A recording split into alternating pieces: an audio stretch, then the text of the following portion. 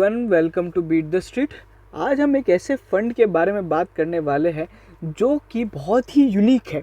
एक ऐसा mutual fund जो आईपीओ के स्टॉक्स में लगाता है, जो आईपीओज में लगाता है या फिर जो न्यूली लिस्टेड कंपनीज में लगाता है।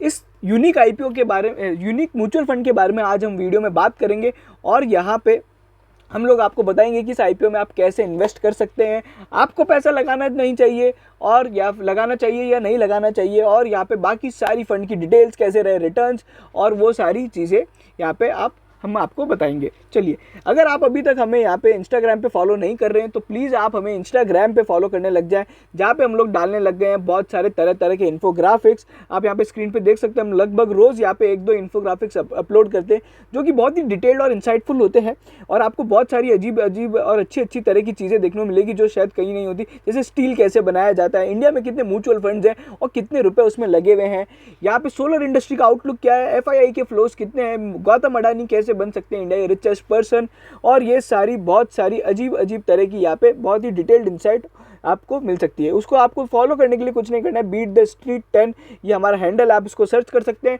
नहीं तो यहाँ पे आप लिंक इन डिस्क्रिप्शन के थ्रू भी जा सकते हैं। चलिए बात करें अगर हम यहाँ पे इसकी फंड के बारे में, तो चलिए हम यहाँ पे आ जाते हैं। ये है, इसका नाम है एडलवाइसेस मेड इन अपॉर्चुनिटीज फंड। अभी नाम पे नहीं जाते क्योंकि नाम बदलने वाला है, सारी डिटेल आपको बताएंगे। ये क्या करता है, न्यूली लिस्टेड कंपनीज और न्यूली यहाँ पे जो आईपीओ आने वाले होते हैं उनमें पैसा लगाता है। अच्छा, आईपीओ से पहले लगाता है क्या? नहीं, ये आईपीओ के टाइम लगाता है या फिर आईपीओ के बाद लगाता है। ठीक है, इस तरह की इनकी स्ट्रेटेजी होती है। आईपीओ से पहले अगर ये लगा रहा होता तो थोड़ा रिस्की हो जाता। कैसे? मान लीजिए अगर ये अभी जैसे है ना, जोमेटो का आईपीओ आने वाला है, अभी ये पैसा जोमेटो में लगा तो दे, बट जोमेटो का अगर आईपीओ नहीं आए, मतलब डील हो जाए किसी भी कारणवश, सेबी अप्रूव ना करे कुछ भी, तो यहाँ पे आपका जो पैसा है वो यहाँ पे कंपनी जो है म्यूचुअल फंड का पैसा और आपका भी पैसा वहाँ पे ब्लॉक हो जाएगा। ठीक है, और उसमें कोई रिटर्न्स खास जनरेट नहीं होंगे और वो थोड़ा रिस्की बैट हो जाएगा, क्योंकि अनलिस्टेड कंपनीज में मैं कभी भी यहाँ पे राय नहीं देता कि आपको पैसा लगाना चाहिए।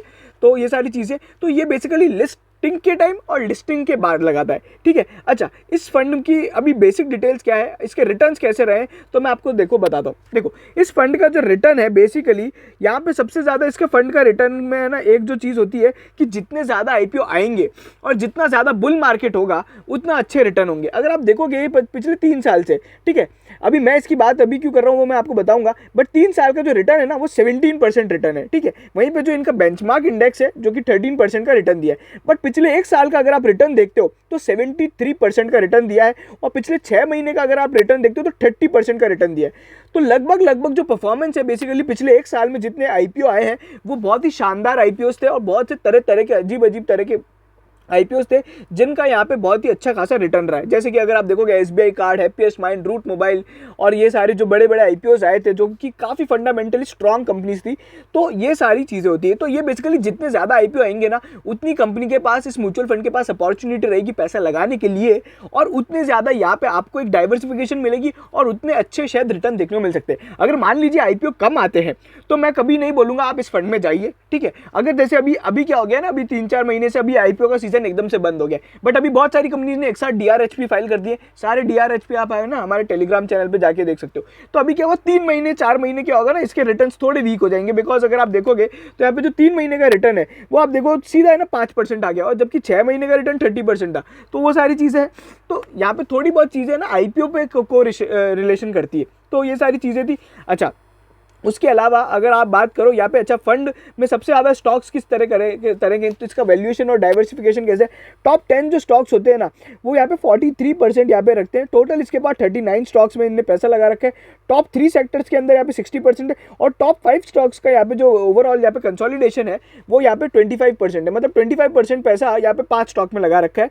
चलिए, अगर आप देखोगे यहाँ पे फंड में, अगर आप देखोगे किस तरह के यहाँ पे कंपनीज में लगा रखा है, तो बहुत बड़ी कंपनीज में 10% अगर आप देखोगे लगा रखा है, और लार्ज कैप में 26%, मिड कैप में 51 जो कि सबसे ज़्यादा चल रही है अभी, और स्मॉल कैप में 12% जिसमें थोड़ा यहाँ पे चलती तो है बट उसमें थोड़ा रिस्क रहता है। ठीक है, तो ये सारी चीज़ें ये कंपनी ने अपना पैसा लगा रखा है, और ओवरऑल यहाँ पे आप देख सकते हो। चलिए, अच्छा, बात करें कौन कौन सी कंपनीज में लगा रखा है, आप सभी की चाहिए थी। एक तो है डिक्सन और दूसरा है यहाँ पे एवेन्यू सुपरमार्ट, HDFC लाइफ, जिसने बहुत ही शानदार रिटर्न दिए, doctor path lab, amber enterprises, HDFC, AMC, gland pharma जो अभी आई है और बहुत चल रही है, FL इंडिया, CDSL जिसका शेयर अभी भी भाग रहा है, और वहीं पर अगर आप देखोगे SBI कार्ड जिसने अभी भागना चालू किया है, पॉलीकैब, कंप्यूटर एसेट मैनेजमेंट, मतलब आप देखोगे ना जो ये सभी लगभग जो कंपनीज है बहुत ही ज़्यादा स्ट्रॉन्ग, फंडामेंटली स्ट्रॉन्ग है। और यहाँ पे अगर आप IEX की भी बात करो तो ये सभी लगभग फंडामेंटली स्ट्रॉन्ग कंपनीज है। तो देखिए अभी है ना बहुत सारे खराब भी IPOs आए थे, जैसे कि हम लोग बात करें लोढ़ा का और बाकी जो पुराने और IPOs थे जिन्होंने खराब परफॉर्म किया है। बट अगर आप देखोगे इस फंड ने उन किसी भी ऐसी कंपनी में यहाँ पे पैसा नहीं लगाया जो यहाँ पे फंडामेंटली वीक कंपनी हो, ठीक है, जैसे लक्ष्मी ऑर्गेनिक वगैरह हो गई, छोटी छोटी कंपनीज इस तरह की उनमें नहीं लगाया, उन्होंने फाइन ऑर्गेनिक्स में लगाया, SBI कार्ड है। और अगर आप जितनी भी बड़ी बड़ी कंपनीज देखोगे तो ये बहुत बड़े बड़े प्रमोटर थे, HDFC, SBI, IRCTC के अंदर इंडियन रेलवेज है, CDSL के अंदर यहाँ पे बॉम्बे स्टॉक एक्सचेंज है, SBI के अंदर वापस वो है लॉरस लैब्स जो कि बहुत ही शानदार परफॉर्मिंग स्टॉक रहा है। तो इस तरह की कंपनीज में इनने पैसा लगाया। भरत लाहौटी इनके यहाँ पे बेसिकली फंड मैनेजर है, और इसका फंड साइज कितना है वो मैं आपको बता देता हूँ। ओवरऑल इसका जो फंड साइज है उसकी डिटेल भी मैं आपको बता देता हूँ। इसका फंड अभी साइज कितना था, तो इनका जो अभी पोर्टफोलियो का साइज है तो लगभग इसका जो AUM है वो करीबन 27,000 करोड़ का AUM है इसका, ठीक है। तो अभी ये सारी चीज़ें हो गई, ये मैंने आपको बेसिक डिटेल्स बताई, ठीक है, ये IPO के बारे में। अच्छा, अब इस IPO में ना मैं एक और चीज़ आपको थोड़ा यहाँ पे बताना चाहूँगा। अभी जो इनका बेंचमार्क इंडेक्स है ना वो निफ्टी जो है बेसिकली निफ्टी 500 का, BSE 500 का इंडेक्स है। बट यहाँ पे BSE का एक और यहाँ पे इंडेक्स है जो कि बेसिकली केवल IPO का इंडेक्स है। BSE IPO इंडेक्स जो है अपन उसके रिटर्न से कंपेयर करते हैं। अगर आप देखोगे तो उसका जो YTD रिटर्न है, अगर अपन देखें साले एक साल का अगर रिटर्न देखते हैं तो यहाँ पे जो आपको दिखेगा एक साल का रिटर्न जो BSE IPO इंडेक्स का रिटर्न है ना वो यहाँ पे करीबन 122% रहा है, ठीक है। तो यहाँ पे उसके मैं इसको है ना बेसिकली अगर मेरे को बेंचमार्क करना है ना तो मैं इसको BSE IPO से करूँगा रेदर देन मैं BSE 500 से। तो यहाँ पे उसका रिटर्न जो रहा है वो 122% का रहा है। तो यहाँ पे एक चीज़ है जो यहाँ पे थोड़ी अंडर परफॉर्मेंस हाईलाइट करती है। बाकी इस इस फंड को आप किसी और से कंपेयर नहीं कर सकते हो क्योंकि इस तरह का यहाँ पे फंड अभी तक कोई कंपनी का है नहीं। तो यहाँ पे ये मैंने जो मेजर कंपैरिजन यहाँ पे अपन कर सकते थे वो इससे कर सकते थे BSE IPO जिसका रिटर्न थोड़ा ज़्यादा रहा है, कंपैरेटिवली लगभग 50% का फर्क है। तो ये सारी चीज़ें जो मेरे को थोड़ा यहाँ पे अजीब लगा, बट यहाँ पे क्या है कि ये अपॉर्चुनिटी है और यहाँ पे इसी तरह का एक ही फंड है तो यहाँ पे इसमें शायद अपने को लगाना चाहिए। अच्छा, अब लगाने और करने की बातें और वो सारी क्या क्या है और वो बाकी सब डिटेल्स क्या है, तो देखो अब मैं आपको थोड़ा समझाता हूँ।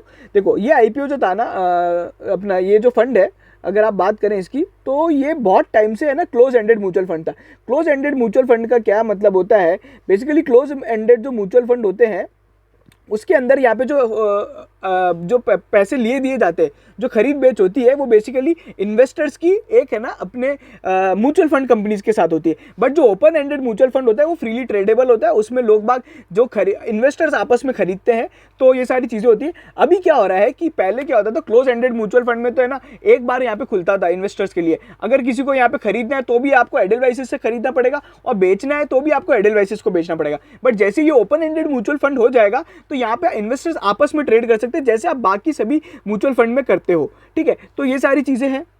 और दूसरी चीज़ ये भी होती है कि क्लोज एंडेड म्यूचुअल फंड में एक बार आपने पैसा लगाया ना तो वो फिक्स टाइम के लिए यहाँ पे इन्वेस्ट रहता है। जैसे ये जो IPO आया था, ये जो म्यूचुअल फंड आया था शायद 2018-2019 में आया था और 2021 में ये क्लोज एंडेड म्यूचुअल फंड ये खत्म हो रहा है।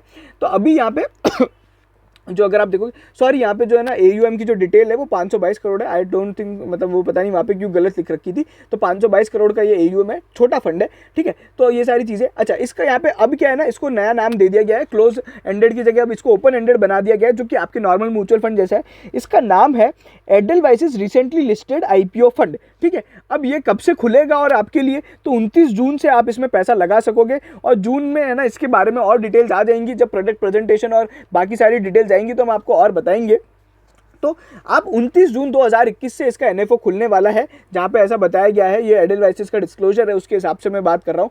तो यहाँ पे ये अब आपके लिए अवेलेबल है। अच्छा, अब आप लोग मेरे से पूछेंगे कि इस फंड में लगाना चाहिए या नहीं लगाना चाहिए।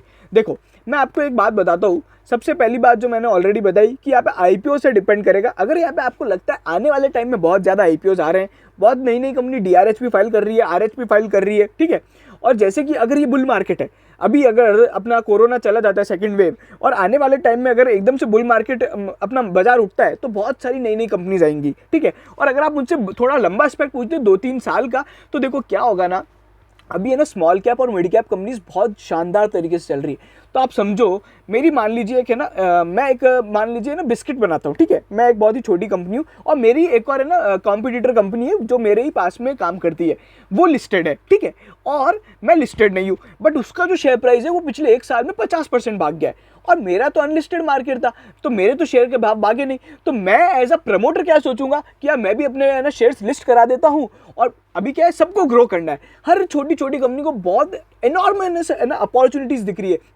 सबको पैसे की जरूरत है और आज कोई ना बैंक से लोन नहीं लेना चाहता है। तो वो सब क्या सोचते हैं कि पैसा उठाने के लिए और खुद के शेयर दाम को यहाँ पे अच्छी खासी सही वैल्यू मिल जाए, तो वो क्या सोचते हैं और उनका भी अच्छा खासा रिटर्न जनरेट हो जाए, तो वो ये सोचते हैं कि हम लोग आईपीओ ले आए। तो हो सकता है आने वाले टाइम में अभी 2-3 साल के अंदर बहुत ज़्यादा नई नई छोटी छोटी मिड कैप और स्मॉल कैप रेंज में आईपीओज आए और वो यहाँ पे आपको बहुत अच्छा परफॉर्म करते हुए दिखे भी, ठीक है। तो ये सारी चीज़ें, जैसे अगर आप एक से ना सिंपल तौर पे बात करूं मैं, जो सीरम इंस्टीट्यूट है वो उसका जो नेट प्रॉफिट मार्जिन है वो करीबन 40% का है, मतलब वो 100 रुपये का सामान बेचता है ना तो उसको 40 रुपये यहाँ पे रेवेन्यू जनरेट होता है, और इतना हाईएस्ट नेट प्रॉफिट मार्जिन जो ये किसी भी कंपनी का नहीं है, बट वो अनलिस्टेड है, ठीक है। तो ये सारी चीज़ें मतलब है ना इंडिया में अनलिस्टेड कंपनीज में बहुत ज़्यादा पोटेंशियल है। तो वो सारी चीज़ें जैसे आप देखोगे तो जैसे एक की बात होती है HDB की बात होती है, रिलायंस रिटेल की बात होती है, तो ये सारी चीज़ें है ना। तो आने वाले टाइम में जितने ज़्यादा आईपीओ आएंगे उतनी ज़्यादा परफॉर्मेंस रहेगी। इसमें आपको क्या करना चाहिए, देखो एक छोटी मोटी एसआईपी आप कर लेना, जो कि उसकी डिटेल्स जैसे भी आएंगी मैं आपको बता दूंगा। एक छोटी मोटा आप फंड आपका है ना, मतलब ओवरऑल आपके म्यूचुअल फंड का लगभग 10% यहाँ पे या 5% आप यहाँ पे थोड़ा बहुत एलोकेट कर सकते हो, 10 to 15%, not more than 20%, because क्या है ये सारे आईपीओज में ही सब चलेगा, तो वो थोड़ी इसकी परफॉर्मेंस भी वीक है जैसे कि मैंने बताया, बट क्या है ना एक अपॉर्चुनिटी मिल जाएगी अपने को, एक है ना नया थोड़ा मिल जाएगा फंड और एक नया तरह का इन्वेस्टमेंट अपना बन जाएगा कि आईपीओ में चलो अपन न्यूली लिस्टेड में लगाते हैं। और अपने को क्या है ना कभी भी अगर आप देखोगे तो न्यूली लिस्टेड कंपनी में बहुत ज़्यादा वोलेटिलिटी होती है, एक नॉर्मल इन्वेस्टर को पता भी नहीं होता है कि इसमें क्या करना चाहिए, कैसे होगा, यहाँ पे ले नहीं ले, ऑलरेडी 100% गेन दे चुका है लिस्टिंग पे, अब ले नहीं ले, फिर आप देखते हो 10% और भाग गया, 20% भाग गया, ठीक है ना। तो इस तरह के जैसे अभी रूट मोबाइल था, आधे लोग यहाँ पे रैली पकड़ ही नहीं पाए, हैप्पीएस्ट माइंड था पकड़ ही नहीं पाए। तो इस तरह की कंपनीज यहाँ पे अगर आप यहाँ पे म्यूचुअल फंड को बोलते हो, उसमें पैसा डालते हो, वो उनको ज़्यादा अच्छे से जानते हैं, तो वो वहाँ पे एक आपको एक कंफर्ट मिलेगा। तो एक क्या है कि ये बहुत ही यूनिक म्यूचुअल फंड है जो शायद यहाँ पे किसी ने इसके बारे में बात भी नहीं करी आज तक, और यूट्यूब पे तो शायद हम लोग पहली बार इसको डिस्कस कर रहे हैं अभी। अगर आप रिसेंट में अगर देखेंगे तो एक अच्छी अपॉर्चुनिटी हो सकती है। तो आप इसको अपने फाइनेंशियल एडवाइजर से ज़रूर कंसिडर कीजिएगा, उनसे पूछिएगा यहाँ पे आपको लगाना है नहीं लगाना है। और अगर आप हमसे कंसल्ट करना चाहते हैं तो आप हमें व्हाट्सएप कर सकते हैं, बिल्कुल फ्री सेवा है, कोई यहाँ पे कुछ करने की जरूरत नहीं है, केवल चैनल को सब्सक्राइब करके रखो और हम आपको यहाँ पे फ्री में बताएंगे कि आपको क्या करना चाहिए। तो आप हमें व्हाट्सएप कर सकते हैं, किसी भी म्यूचुअल फंड से रिलेटेड अगर आपको डाउट है तो यू कैन डेफिनेटली व्हाट्सएप अस। और आप हमें टेलीग्राम पे ज्वाइन कीजिए, इंस्टाग्राम पे फॉलो कीजिए, सभी के लिंक डिस्क्रिप्शन में है। और ये सारा हमारा पूरा एनालिसिस था 29 जून को यहाँ पे आएगा। उसके बाद अगर हम उसके लगभग जब भी ये NFO आएगा तो उसके बारे में हम और डिटेल्स आपको बता देंगे, आप इसको कैसे लगा सकते हैं और वो सारी चीज़ें, और बाकी जितनी भी और डिटेल्स हमको और मिलेंगी तो हम आपको ज़रूर अपडेट करेंगे और ये सारी चीज़ें। तो अगर आपको ये लगा हो थोड़ा यूनिक है हमारा कंटेंट और ये म्यूचुअल फंड, तो चैनल को बिल्कुल सब्सक्राइब करो और सभी तरह के अच्छे अच्छे म्यूचुअल फंड्स यहाँ पे में पैसा लगाना चाहिए। देखिए बहुत से लोग हमसे पूछते हैं म्यूचुअल फंड में लगाना चाहिए क्या, तो बिल्कुल लगाना चाहिए। और NFO में लगाना चाहिए क्या, तो उसके बारे में मैंने है ना लास्ट वीडियो में बताया था कि NFO में क्यों नहीं लगाना चाहिए, क्योंकि क्या है देखिए ये IPO तो है नहीं, है ना, तो इसमें तो अपने को लिस्टिंग गेन होगा नहीं। और IPO में क्या होता है, नंबर ऑफ शेयर्स लिमिटेड होते हैं, तो क्या होगा अगर डिमांड ज़्यादा हुई तो शेयर प्राइस बढ़ जाता था। बट म्यूचुअल फंड के NFO में क्या होता है, अनलिमिटेड यूनिट्स होते हैं, जितना ज़्यादा पैसा आएगा उतनी ज़्यादा यूनिट्स मिलती जाएगी और इसमें वोलेटिलिटी होती नहीं है। कभी आपने देखा NFO के दिन लिस्टिंग गेन हो गया, नहीं होता ना। तो आप क्या करो, देखो आप जब भी NFO में पैसा लगाते हो ना तो 10-15 दिन तक तो वो आपका लिस्ट होने में लगता है, ठीक है। तो आप क्या करो, जब भी वो NFO आ जाए ना, वो लिस्ट हो जाए, तब आप लगा लो, ठीक है। और उस टाइम लगा लो या थोड़े 1-2 महीने उसकी परफॉर्मेंस जज कर लो, 2-3 महीना परफॉर्मेंस जज कर लो, भैया परफॉर्म अच्छा कर रहा है क्या, तो आप लगा लो, ठीक है ना। तो बेसिकली ज़रूरी नहीं कि NFO में लगाया जाए, दो उसमें कोई रिस्क है नहीं, कोई प्रॉब्लम है नहीं, बट मैं आपको एक जस्ट इनसाइट बताया कि यार आप ऐसा भी कर सकते हो क्योंकि उसमें आपका लॉस है नहीं। नुकसान क्या होता है NFO में लगाने से, तो बेसिकली आपका फंड ब्लॉक हो जाता है 10-15 दिन के लिए और वो सारी चीज़ें। और बाद में लगाने से क्या होगा ना कि आप फंड की यहाँ पे थोड़ी बहुत परफॉर्मेंस भी जज कर पाओगे कि कैसा परफॉर्म कर रहा है और भागा है नहीं भागा है, थोड़ा बहुत उठाया नहीं उठाया, रिटर्न्स दिए नहीं दिए, तो ये सारी चीज़ें। तो इसी तरह के अच्छे अच्छे म्यूचुअल फंड्स के लिए और बहुत ही जो डिटेल्ड इनसाइट्स होती है ना, जो हमारा एकदम एक्सक्लूसिव एनालिसिस होता है, उसके लिए चैनल को बिल्कुल सब्सक्राइब करें और इंस्टाग्राम पे ज़रूर फॉलो करें हमें। और वीडियो देखने के लिए बहुत बहुत धन्यवाद। हम लोग वापस अगले हफ्ते मिलेंगे एक नए NFO और नए यहाँ पे म्यूचुअल फंड के साथ और ETF वगैरह के साथ जो भी आएंगे। और ऑलरेडी अगर आपने हमारे बाकी म्यूचुअल फंड के रिव्यूज़ नहीं देखे तो आप प्लीज़ देख लीजिएगा। कुछ बहुत ही अच्छे अच्छे फंड है, जैसे कि मेरे का जो एक अभी NYSE फंड इंडेक्स आया है वो आप देख सकते हैं। और टेलीग्राम पे आप हमसे जुड़ सकते हैं और ट्विटर पे हमें फॉलो कर सकते हैं। Thank you so much. Please Instagram पे ज़रूर फॉलो कीजिएगा।